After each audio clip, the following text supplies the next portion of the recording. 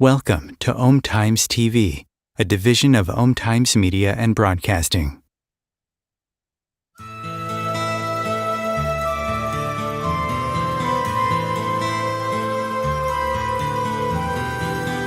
Welcome to What is Going Om, for new thought from the edge of Om.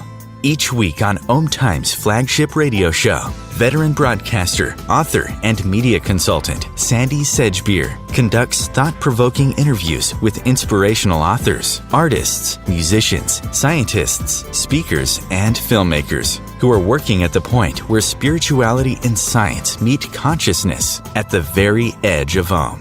Here is your host, Sandie Sedgbeer. Hello and welcome. If your soul wrote a set of manuals to help you navigate the human condition as we move through these difficult times, what might it say? Well, if you listen to part one of this three-part series of deep discussions on her groundbreaking trilogy of books with multi-award-winning author Simran on how to navigate the dense nature of the multidimensional human, you'll have some idea of what your soul wants you to know. And if you didn't, stay tuned, because globally recognized speaker, host of 1111 Talk Radio, 1111 Interviews TV, and publisher of the Nautilus Award-winning 1111 magazine, Simran, joins me today to talk about the second book in her self-realization series titled Living, Being, and Knowing. Simran, welcome back to the show. Sandie, it's always wonderful to be with you. Thank you for having me. Ah, you're so welcome. So, before we dive into volume 2 of your Living, Being, Knowing series of books, can you just reiterate for us how you came to conceive this incredible body of work? Absolutely. I had this epiphany this morning that in my very first book, Conversations with the Universe, I wrote down that we are the mess, the message, and the messenger.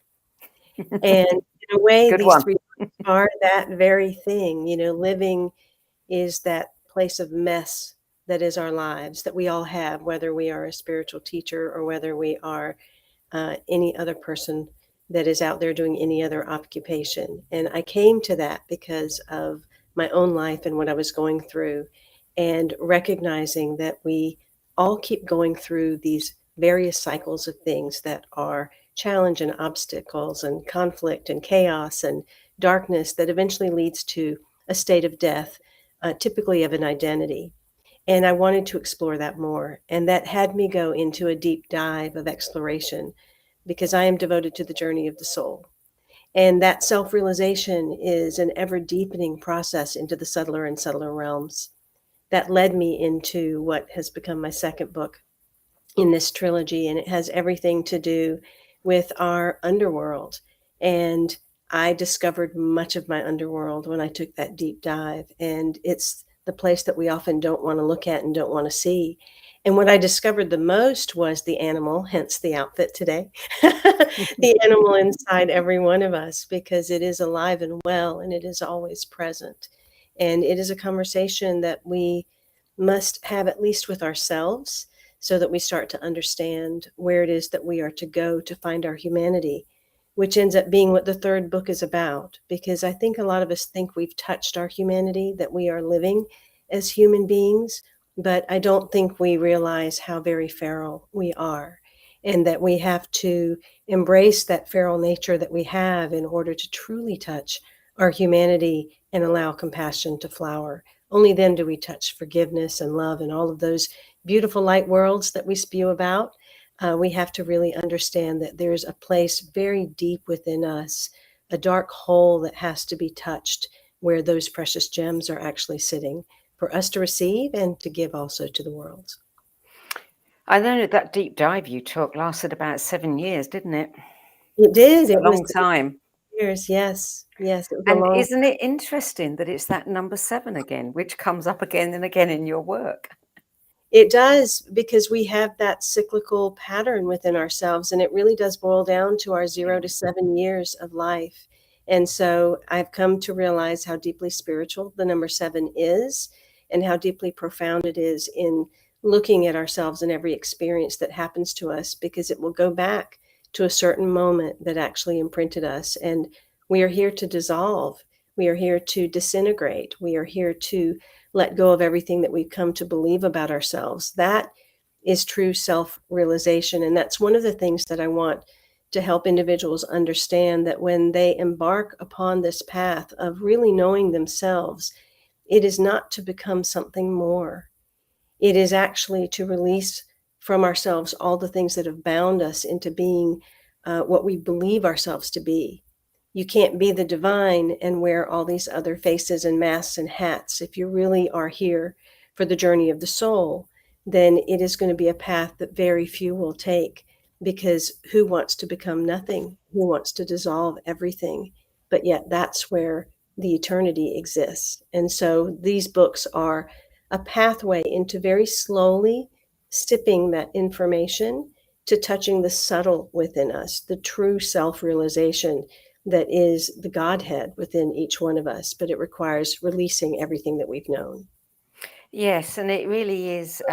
It is a slow journey, isn't it? I mean, you can't sit and read these books and take in that information in one sitting. It's something that it's like sound bites, and you've got to stop and you've got to savor and really digest every single piece.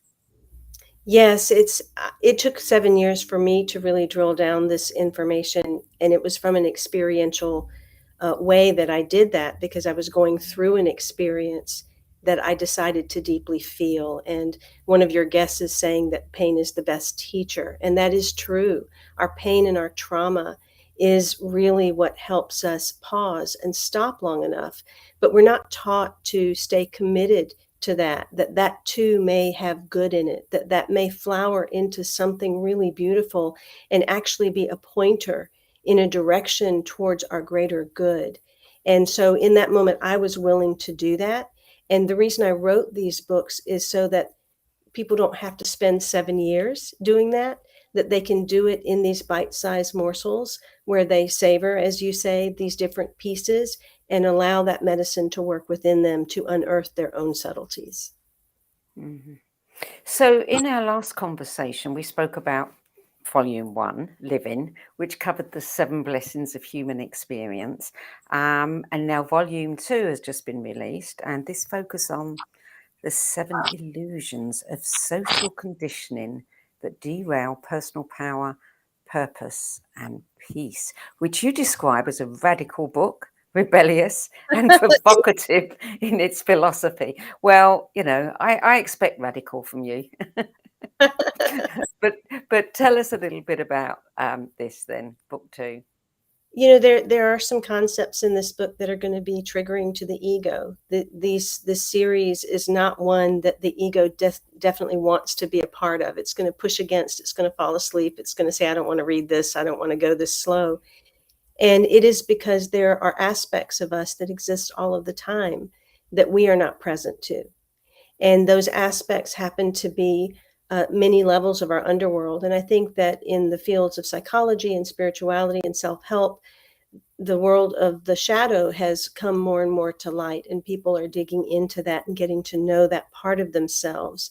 But there are levels beneath the shadow that are also very active. And so when people say, why do these things happen in the world, or why do we have such darkness, or why the divisiveness in our political world, why the crisis in Middle East and different places, why are these taking place? It is because we collectively are contributing to this. And what we don't realize are the levels of being that are active within us that are always present, but we are not present to. And those would be the level of the animal within us that is hungry, that is greedy, that hunts, that has to survive, has to kill to survive. It's the level of the monster that would do anything, that doesn't think of anyone, that can delve into hate, that can delve into those places where we secretly don't want to think that we have those thoughts. And yet at times there are people or places or things that will trigger us to have those very same hateful and negative thoughts that we condemn others for. And then there's the demons inside of us, one or more of them. And those are the places we most resist wanting to see, because we can't possibly be like the villain over there, or like the narcissist, or like all of the people that are creating the most horrible things on the planet. We can't possibly be anything like that. But if we really are going to talk about oneness, and we really are going to say that everything is connected, then we can't distance ourselves from that part of ourselves that also exists. And it's not that we let that part of ourselves take over. It is that we acknowledge and understand and get to know and embrace and are present to every level of being as we partake in any thought, word, or action. My role on the earth at this time is more so to do no harm, to really say, okay, what part of me wants to take this action? Is it some greedy part of me that needs something, that is hungry? Is it a higher part of me that is loving and kind? Is it a very animalistic part of me or demonic part of me that I'm not willing to see? It's the willingness to truly know ourselves from that level of self-realization is how we can truly change the world. So tell us what these 7 illusions are. Sure, they go into the very things that we have all been conditioned into and gotten to believe certain ideas around. So it's things like the illusion of money or the illusion of time. It has to do with our illusion of identity, who we believe ourselves to be, or even the idea of evolution. That too is another illusion that we've fallen victim to. And then there's the illusion of war. And all of these different illusions, these 7 illusions, correlate to the 7 blessings, the unorthodox blessings I talk about in book 1. And they also connect to the 7 graces that we must give ourselves to open to our humanity that are in book 3, which comes out in February. So, how are illusions such as time, money, and evolution serving, as you describe it, to perpetuate conformity and human conditioning? Well, these things definitely cater to our ego. And so if we are living life from the ego, then we get caught up in these nets. So you will often probably hear people, or you might even yourself say, I don't have enough time. I don't I don't know that I'm going to have enough time to do this, or we're running out of time, or we just put these constructs of time around everything when in fact we are timeless. And the more we are in the presence of now, then all of a sudden time stretches. But because we've bound ourselves within this cage of time, we run after things. We move toward the beat of other people's drums rather than the beat of our own. We feel forced and rushed and pushed to do certain things by a certain age or a certain stage, or we've been given this idea that there's some reason to rush or have effort towards something, because if we don't, there's going to be some massive destruction, whether it's in our companies or in our countries. We have fallen victim to this construct and don't realize how we imprison ourselves. One of the greatest things that could have ever happened to us was coronavirus, because it stopped everyone. It stopped time. It made everyone come to a place of pause where they had to be with themselves. And what happened during that time? People had to feel all of their discomfort. They had to feel their angst. They had to feel their depression, their anger, their frustration. They thought it was because of the virus. They thought it was because of the outside, because of masks, because of having to stay home. But what was really rising was all of the energies within the physiology that had been buried down and not been allowed to rise up to be felt. And that's the gift we give ourselves when we pause. We actually allow ourselves to feel everything that we couldn't feel. And what happened from that period, people started to realize, well, what am I doing with my time? Is what I was doing before really the life that I want to live? Is the work that I wanted to have? Am I living in the places that I want to be? How am I spending my time? And it shifted that. And that was a palpable example of what uh, dissolving and disintegration can be like. Because when we finally let go and feel everything that is in our bodies, then all of a sudden we start to make the turn to what our soul really wants. Otherwise, we are unconscious 99% of the time. It doesn't matter how elevated an individual is, if they are constantly busy, they are not conscious. They are completely unconscious. And in those moments, we commit words, thoughts, and actions that actually interfere and do harm rather than good. I don't disagree with what you're saying overall, but on a day-to-day level, we do go unconscious, and we have to if we need to get things done in a certain way, for certain reasons. So, is it feasible to say that we can maintain that, state of complete consciousness all the time? Well, you even said it right there. We have to get things done for certain reasons. And that feeds into some of the other illusions, because we buy into the illusion of money. And part of the reason we think we have to get things done for certain reasons is because we have to have money. We have to make money. There's not enough money. And we don't realize that money is this correlation to connection. And we keep running after money instead of running after connection. And so we have this idea, the harder we work, the more we do, the more value we have, and the more money we'll make. And then that feeds into the next illusion, which is hierarchy.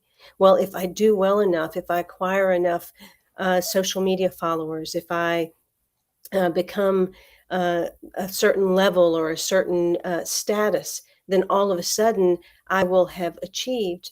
But what we're learning is that hierarchy is not real. It is this other construct that we built to then push each other up or down. And so we buy into these illusions.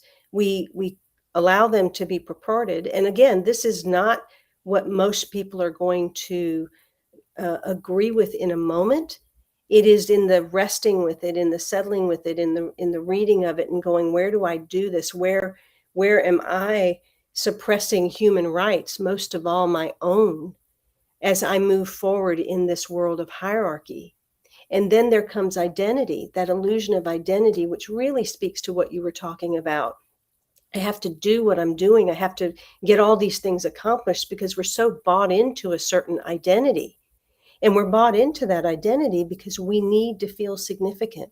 We need to feel like we made a difference, that we changed the world in some kind of way, that people need us. But it is in that very need that we are creating for people that we're actually subjugating them and pushing them down. For me to need someone, to need what I have, means that I've lifted myself above, means that I need them to be oppressed. I need them to be ill in some way, to have to come to me for something. And so it is these awarenesses of what am I doing that is actually the flip side of really taking rather than giving. And it's a very, very subtle realization that exists inside. And what I've learned in my own life through the 7-year process and ongoing is stepping away from these illusions does not diminish your experience. It does not take away your abundance. It does not take away your fullness of life or who you are. It actually gives you more. You have a more fulfilling life. You create more time to do the things that you love. More abundance flows in without effort. These things just happen. And so we can't just say, oh, the plants are taken care of on the planet and God takes care of everything. And then we say, except us. We have to decide where we have bought into ideas that no longer work. And it doesn't mean we sit here and we do nothing and become sloths. It means that we finally choose the things that really are fulfilling, not the things that have us following the conditioning. So tell me how this plays into the 7 hidden layers of self. Yes. So when we grow up, especially in the first 0 to 7 years that we take in our environment through our physiology. And we have our initial woundings in that 0 to 7 years. What we don't realize is every single thought, word, action, and identity that we take on beyond that 7 years is purely based on our wounding. If you look at professions that we each end up in, we end up in them because of our wounds, not because of our passions. We call them our passions, but they stem from our wounds. And what would we do if we had not done something stemming from our wounds? So we get locked into an identity, and then our entire life is this fabrication of an identity that was never real to start with. And that's how come we can't get away from the 7 blessings, the challenges, the conflicts, the obstacles. We don't take ownership that we created it all in the first place. And then we don't take the ownership to unravel it. And so it really does mean allowing the body to feel, tapping into the physiology and allowing the sadness, the anger, the grief, any emotion that wants to come up, and not having to put a reason behind it, not having to figure it out or fix it, but understanding that it's in a process of dissolving when we are present to it. Just like our shadow, our animal, our monster, our demon, our God, our soul, our higher self, we have to be present to actually receive it. But is it reasonable to think that we can be present every moment of every day?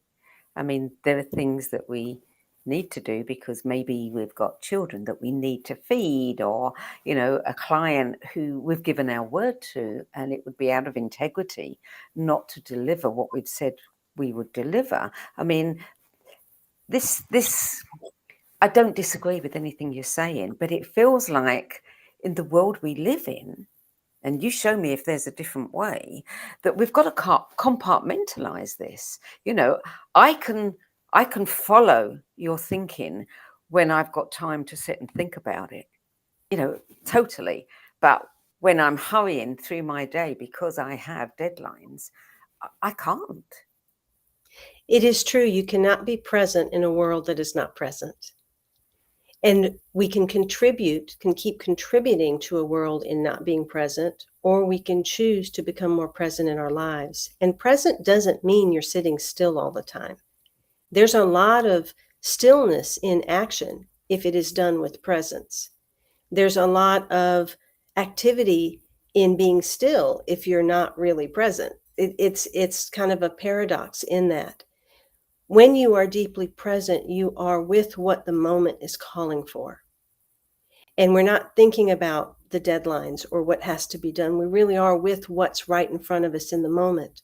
And when we're with what's in front of us in the moment, time disappears, it stretches, it allows the divine or life to actually orchestrate other things to accomplish some of the other stuff that had to happen. That's where our interference plays in. Sometimes we have a deadline that we have to meet for someone, and we think, I've got to get that done. I've got to get that done. We push aside everything else to try to get that done. And we might get that accomplished, and it will continue being, the next step in this endless array of steps that has to move forward. And then we'll end up back at the beginning of the wheel again, doing the same thing. But what if something that is calling for us in the moment were paid attention to instead? And we pulled back and we didn't go take care of that issue. All of a sudden, there's a moment where something else can occur that might actually create something better because we've given space to that. And I know it doesn't make logical sense, especially for most people if they are caught in that cycle of doing and trying to accomplish. It is something, and I tell you in the books, test this out. Have your own experiment. See in your own life. If I were to follow in one day what I really felt like doing and didn't feel like doing, if I put aside all deadlines, all obligations, anything that my ego mind, my identity, or life tells me to do, if I stepped back and just followed the feeling of my body and the sensations, what would happen? And I think you would watch time stretch out. I know that you would feel more deeply and fulfilled because you paid attention to the things that you wanted to. And some miraculous things would happen to either delay the deadlines that you had or to bring forward information, or you would show up in the moment where you were inspired with the ideas to complete what you were meant to complete in a third of the amount of time. I've seen that happen for myself when I've had to do a project. And when I'm in resistance to it and I push to do it, it's much harder. It's much more challenging. I have to go back. I have to correct. I have to do over. It usually comes back to me to be corrected again. But if I push back and just wait till I really, really feel like it, all of a sudden I do it in a third of the amount of time. It flows and it ends up being perfect. And so are you willing to trust life? Because that's really at the crux of this. Can we trust that life is guiding us and that we can trust the feelings in our body instead of our heads? It also has to be a cooperative thing, doesn't it? I mean, we need other people to do the same so that we can all work on this together. I mean, if other people are not being cooperative, then that means we're trying to do this against the tide. Is it against the tide, or is it actually just against the conditioning that exists in the world? We're going to create some angst with people around us if we are in this way. But is that helping them to realize where they're out of sync with themselves? We say that one person can change the world. And I truly believe that. But I believe that one person changing the world comes from them knowing themselves so deeply and how they betray themselves, how they move beyond what their soul truly wants, how they push themselves into something that they really didn't want to do, how they are kind in a moment where they really don't feel kind. It's all of these things. It's the lies we tell ourselves, the betrayals that we have. It's getting down to the core of really understanding that human means all of it. And only when we can embrace all of it will we actually access humanity. Until then, we just keep putting on faces and we keep stuffing down things. And that's not helping our world. It's just contributing to the chaos and the illusion that already exists. And so this is a rebel path. It is not the traditional. It is something that is meant for someone who says, am I willing to go against the grain? Am I willing to take the road less traveled? Yes. Am I willing to live the life that I truly will enjoy in every second? Yes. And particularly in view of, how we've constructed our society and all of the conditioning processes. I mean, it is very, very challenging to go against the grain. Yes. Yeah. But surrender is not surrendering to our oppression and our pain and our circumstances. Surrender means letting yourself surrender to the highest and best self that you are. From the ego mind, that is, let me go out and attain something and be somebody. But to the soul, that means let me surrender in a way that it is not me fall away. And when we're willing to do that, then we can actually be of even greater service to the world. And sometimes that means never being seen, and yet having a vibration and a frequency that actually impacts the world in a really beautiful way. There's a reason that mystics are often very unheard of. And it is because they know that there's nothing to actually do outwardly in a big way, that they can do everything right where they are and still impact the collective. Can we be that humble? Can we be that innocent? Can we be that open? Yeah, that is a question that they're all questions that we should all consider. I don't know how many of us are ready to actually surrender. We're going to take a short break now, Simran. You're listening to What Is Going On. I'm Sandie Sedgbeer, and my guest today is publisher of 1111 magazine, host of 1111 Talk Radio and 1111 Interviews TV, Simran.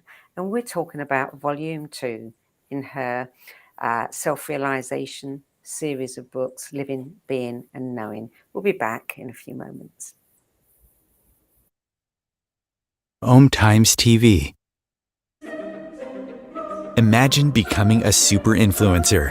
Reinvent yourself, invest in your brand, and then manifest your success with a robust spheric approach. Om Times Media and Broadcasting offers a unique and multifaceted way to become the spiritual and conscious influencer you deserve to be by putting your message across our powerful platform with its proven record of integrity and excellence. Through our produced shows, Om Times offers the opportunity to become a social media TV personality, a radio show host, an Om Times magazine columnist, and a syndicated podcaster, all in one shot.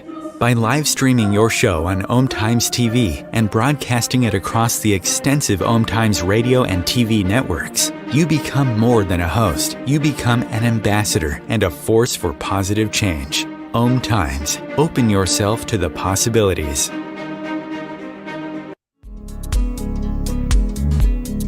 Hello, I'm Sandie Sedgbeer, host of Om Times flagship radio show, What Is Going On? And as an author, editor and 13 times book judge who's read thousands of books and interviewed hundreds of authors, I'm constantly asked what's really worth reading and what's not. So I created the No BS Spiritual Book Club to help you save time and money by picking the brains of discerning names who've walked this path before you. There's no catch, no fees and no BS, just an ever-growing library of 10 best spiritual book lists from some of your favourite authors and teachers, plus free book excerpts, audios and video interviews with people like Don Miguel Ruiz Jr., David G., Lee Harris, Mark Nepo and more. From well-known classics to hidden gems you've never heard of, it's the only no BS guide to the best spiritual books to enlighten your journey of self-discovery. So why not join the club? Get inspired and save money at the nobsspiritualbookclub.com. There are 16 million children struggling with hunger in America. That's 1 in 5 daughters, sons, neighbors, and classmates who don't know where their next meal is coming from. Yet billions of pounds of good food go to waste every year. It's time we do something about it. Feeding America is a nationwide network of food banks that helps provide meals to millions of kids and families in need. Visit feedingamerica.org to help them feed even more. Together, we can solve hunger. Together, we're feeding America.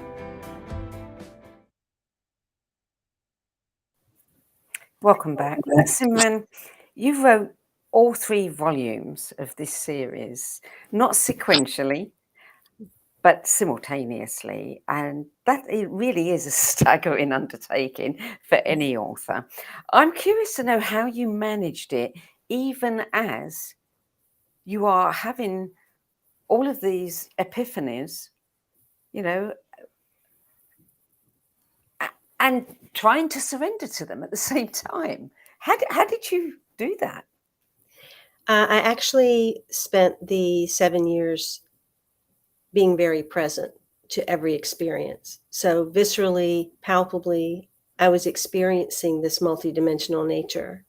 I knew what my life looked like. I knew what I was going through on the physical experience. I was watching myself sometimes push against, sometimes surrender. I was watching myself sometimes try to be the higher person, and other times all of a sudden go completely unconscious and become the feral person.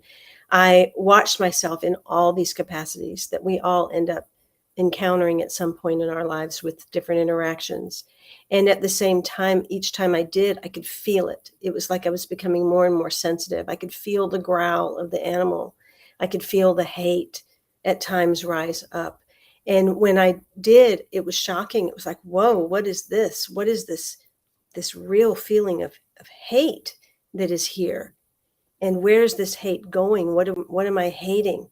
And then it was like, oh, wow, this is not just outward hate. This is a deep sense of self-hate.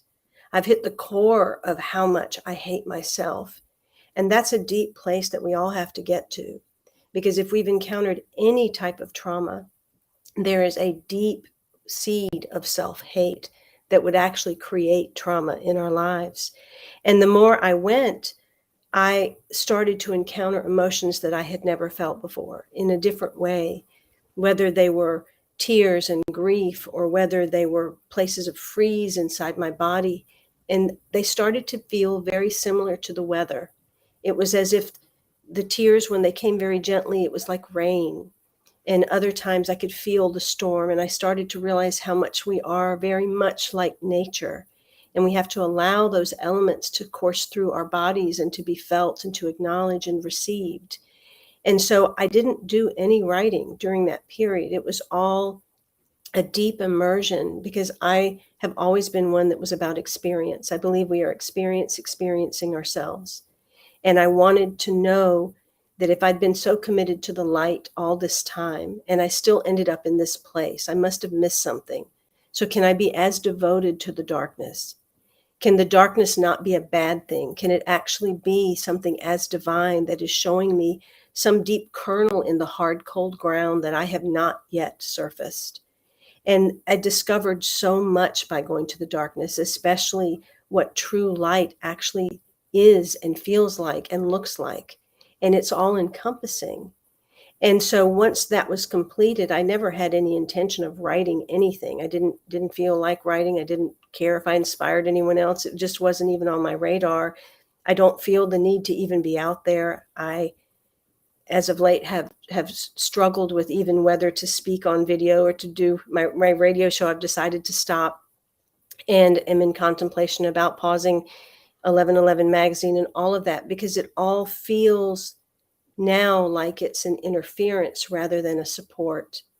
And all I can say is that's a deep subtlety that I've gotten to about the way we interact in the world as energy, and understanding our transactional nature with the world, and how are we really giving? Are we really unconditionally giving? Or is there always this other transactional side of what we want back? And so when it came time to write, I was very resistant, but I kept getting the nudge that this needs to be written down. It's probably not even something that most people would receive at this time, but it needs to at least be there. And whoever's meant to, whoever wants to go to their soul and really do the deep work of self-realization, that they will do this, but they need to be instructed to do it in a very slow way, in a gentle way, because this does not have to be harsh. It does not have to be painful. It can be a gentle uncovering that takes place. And so, like we were talking before about time, I literally sat down, and everything that I had felt, it was so visceral, it was easy to write what needed to come. And many people think this book is channeled. It's not. It's experience. It's what came from my personal experience. But when we experience with that degree of presence, it does come through with clarity when we have to express. And this was my clarity over the multidimensional experience. How different are you now than you were before that 7-year period? I am so completely different in terms of, there was a part of me, and I remember being on the first show with you before I started the Rebel Road, and there was a huge ache inside of myself to be seen, to be heard, to be acknowledged, to express myself, to prove to myself the things that I had learned in a way that not only I saw them, but everyone else saw them. And I think what time and what those experiences and traumas did is they stripped me of every identity, where there's nothing that I can say or do. It's not even about the words I'm speaking right now. I know that our sound, it's just our sound that impacts. It's our color of expression that impacts. It's like not anything that we do. And so there's no need to even really be seen, heard, or acknowledged. If I can be the example of just doing what creatively you feel you're here to express, it's with that inspiration we should act in the world. Not because I've done something for 30 years, I need to keep doing it. Not because I'm here to inspire the world and change the world. Not because anything needs to be fixed or healed or saved. Not because I want to make a bunch of money or have fame, but purely because you are so deeply inspired that you want to do that. And to just as easily be able to say, I'm no longer inspired, I'll no longer do that. And we are to be these waves of change, but our society teaches us if you do something, you need to stick to it. Or if you're known for something, you need to stay being known for that. You're not allowed to change your mind. You're not allowed to keep evolving or keep changing. But even the seasons change. So why shouldn't we? Well, good question, but in a world that is constructed in a way where, money is a currency for survival, and we have to do things in order to survive, that's easier said than done. It's really not that difficult. The saying, be in the world and not of it, is so true, because you can be in this world and not of it. So if my inspiration now is realizing that I don't want to do radio anymore, that I don't want to create the magazine anymore, that perhaps I don't even want to write another word because I've said everything I have to say, I can stop and pause and look within myself to say, what next? What is really lifting me? What do I desire to do that would fulfill me? What feels creative? And feel into what those creative musings are. And then it is about inviting life to participate. We co-create. So then saying, life, bring me what would feel creative, what would be something that would be inspiring, that would make my work all day feel like play. And then be open to that showing up. And it does. That's the thing. Things will show up. And they may look very mundane, like they're of the world, but they will feed that inspired spirit within you, and they will compensate you. So there are ways to be in this world and yet stay lifted above it in a way that you continue to operate from the soul rhythm, that rather than the conditioning and the fear of, if I don't do this, then what? And that's the part that we have to change. Right now, our world is operating out of the fear mode of, we need to complete this, we've got to fix this, we have to change this, rather than the relaxed place of, what would life have me have that would fill me up? And can I wait and be open for life to bring that to me?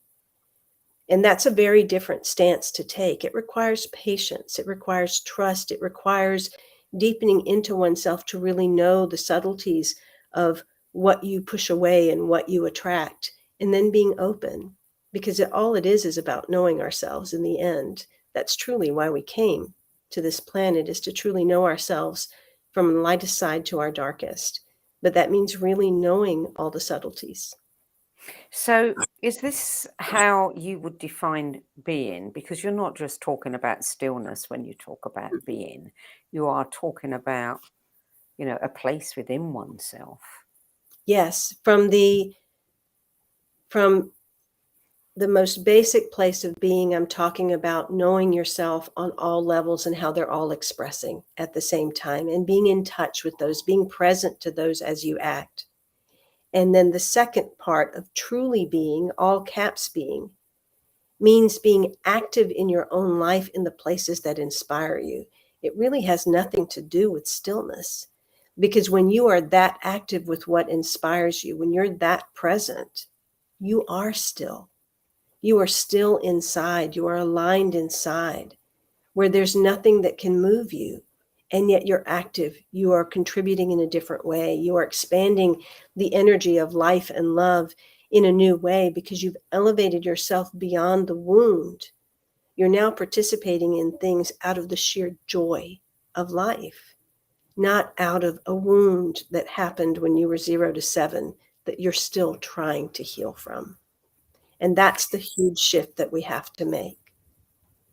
Most things that we come across today that promise or lead to transformation require steps. They require us to do certain things. I mean, what can we do? Is there something that we should be doing in order to reach this place, achieve this place of being? The greatest single step is to truly pause and let oneself feel. And that's also the hardest thing that people can do, because it takes time for awareness. It takes time for those things to come up. This part of the reason that I wrote the self-realization trilogy is so that individuals would have prompts. I certainly don't want anyone to believe everything in these books unless they've first experienced it themselves. I know they will, because I've been through it so viscerally. But you have to go through and experience it. And when you're given the idea, then you can contemplate whether that feels true for you or not. And there are steps to take. There are questions that prompt you in the book to have you contemplate. That really is the way to get to the truth of yourself. I don't have your answers. And these books are written in a way that are not my story, but put your own story into them. Your story will lead you to your answers, but you have to be willing to be with that story and to understand what built that house of cards, because that's what it is. It's a house of cards. And when you really do let it come down, then you start to see the truth, not only of life, but the truth of yourself. And then there comes a day where you can't do something that's against yourself. You can't talk to someone that you don't want to talk to. You can't say yes to something that you really have a big no for. You can no longer participate in a type of work because it just physically will not let you do it. All of these things will start happening as pointers to what your soul really desires you to experience. Our ego makes up a lot of stuff, and it makes up what our soul calling is.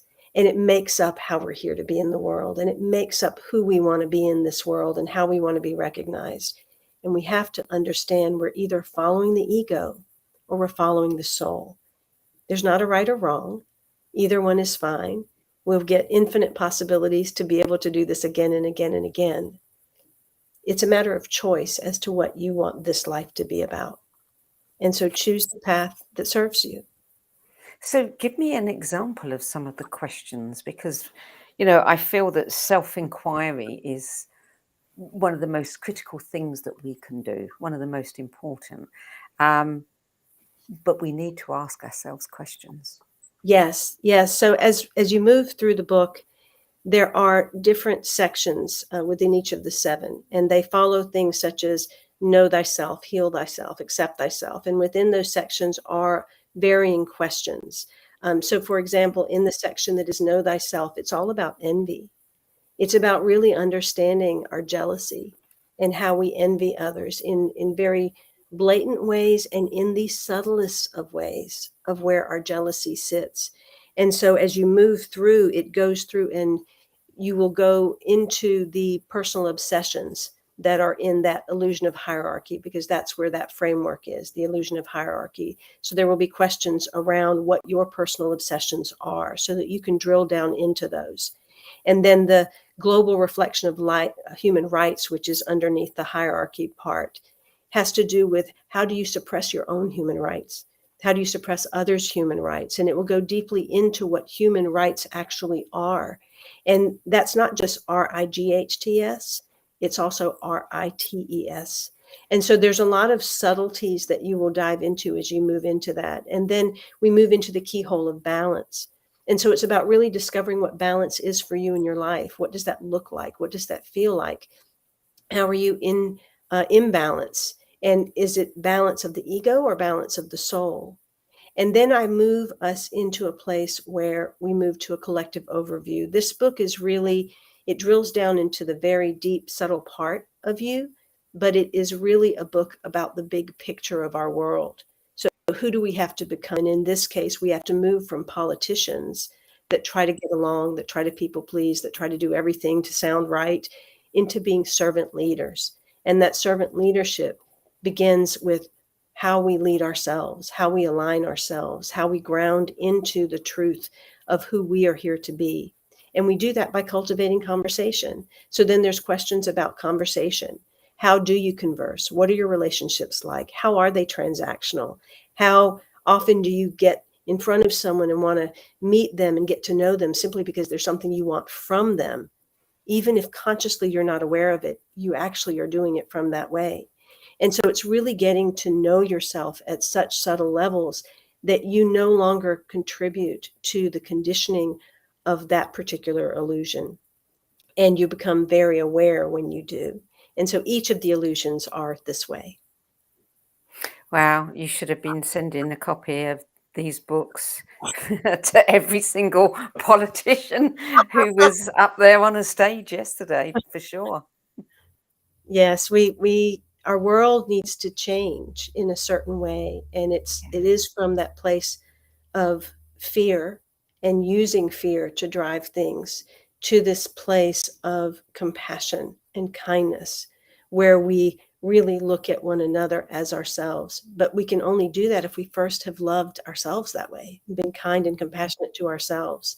And unfortunately, we still live in a world where so many people self-deprecate, where we talk to ourselves badly, we treat ourselves badly, we don't even give ourselves the time of day. And that has to change for us to change our world. Do you find it easier to accept the world that is in front of us, knowing what you know and having been through what you've been through? Or does that become a little bit harder, a little bit Oh, more? no, it's very easy to accept the world. It's very easy to love the world that we're in. It's very easy to not feel the need to change any of it, to not to know that everything that's happening is this balancing, it's this equilibration, and that part of this seesaw effect that we have to have is to get people to a place of realization. And so, I think once we do the work of inner realization, we get to a place of neutrality and equanimity that lets us be with anything that is taking place and not feel rocked by it. It doesn't mean we don't feel the sadness, the grief, the emotion around it, but we don't feel the reactivity around it to have to go do something right away, because we don't realize how our interference is just expanding that energy even more. I talk a bit about activism in the book, and how activism looks like this really beautiful thing. And to the ego mind and to the identity, it's something that must be done. We have to take care of this issue. But what we don't realize is that very energy that we're putting into it, and sometimes those very actions, actually create a bigger problem that ripples out even further. And, that's a very deep discussion that takes place, because you'll have people that'll argue against that and say, no, we've got to fight against this. We've got to do that. But you can't create peace with fight. There comes a point that if you realize all these things have happened, they're happening because of a lineage of pain that's been suppressed. What if the greatest sacred activism we had was to cry the tears of someone who is being tortured in front of us? To just have to sit there and hold it, and to cry those tears first before doing anything, to really feel it and not let the rage take over, because the rage is just covering up what's really wanting to be felt. And somehow that does shift something. That presence really does shift things. And it's hard. And it's very hard. So If you, I mean, these are really big topics. If you had to sum up in just a couple of sentences, the primary message of these books, what would you say? The primary message of these books would be love and compassion to embrace true humanity. That humanity is not something out there. It is something that we must discover inside. And right now, we're not being very human on this planet. We're not No, having. we're not. Well, we're almost out of time. Before we close, can you give us a brief peek into what we'll learn from book 3, Knowing? Yes, it is through being and discovering all that we are in darkness that we start to uncover the 7 graces that we can give ourselves. And it is those 7 graces and the uncovering of the beauty of humanity, the beauty of what it means to be human, that actually opens the doorway to divinity.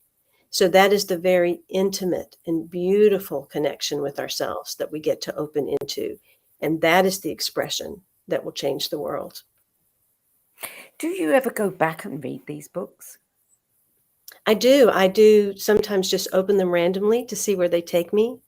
Other times I will sit and read a section. I'm often in awe with what I read because it takes me back to moments where I uncovered that information and I see it in a different place now. And I think that these are books that are written for now, and they're probably going to be for generations to come. I don't know if they're the type of thing that will be fully embraced at this time. And I also don't know that they need to be read at all. I think that the mere presence that I gave to them was enough energetically as a ripple to be my contribution as a soul to this planet. But those that do partake of them will benefit greatly. Well, I was contemplating this last night when I woke up in the middle of the night, knowing that we were going to be talking today. And to me, they are the kinds of books that aren't necessarily appreciated straight away. Sleepers, they used to call them in the publishing industry, that gradually develop their own momentum. And then like a snowball rolling downhill, they gather people to them. I mean, I think that these are books that are like Bibles. You can take a little piece every day of your life and slowly, if you think about it, if you digest it, if you contemplate it, it will start having an effect on you. But, don't expect miracles overnight. No, thank you. Thank you for that, Sandie. One of my favorite poems is On Children by Khalil Gibran. And I believe that everything that we birth is like a child. Yeah. And he says, that we are to let the arrow go forth, but not control it, and let it be for gladness, and to let it bend us to its will. And so to me, this very much felt like these were children that birthed into the world, and they bent me to their will. But now they have to go forth and do what they need to do. Yeah, they do. And was it easy to let them go? It was. It was easy to let them go. Yes, Yeah. detachment is one of the 7 graces that we are here to learn.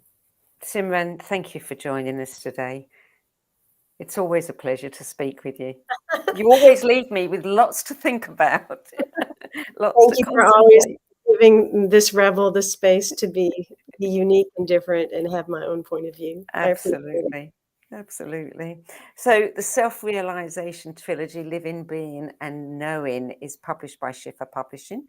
And today we've been discussing book 2, which is Being, the 7 illusions that derail personal power, purpose and peace. And book 3, Knowing, the 7 human expressions of grace, will be released in 2023.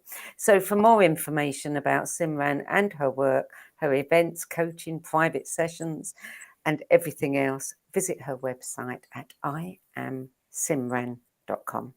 That's it for this week. I'm Sandie Sedgbeer, and I'll be back with you again at the same time next week. Till then, it's goodbye from me, and thank you to Simran. Thank you.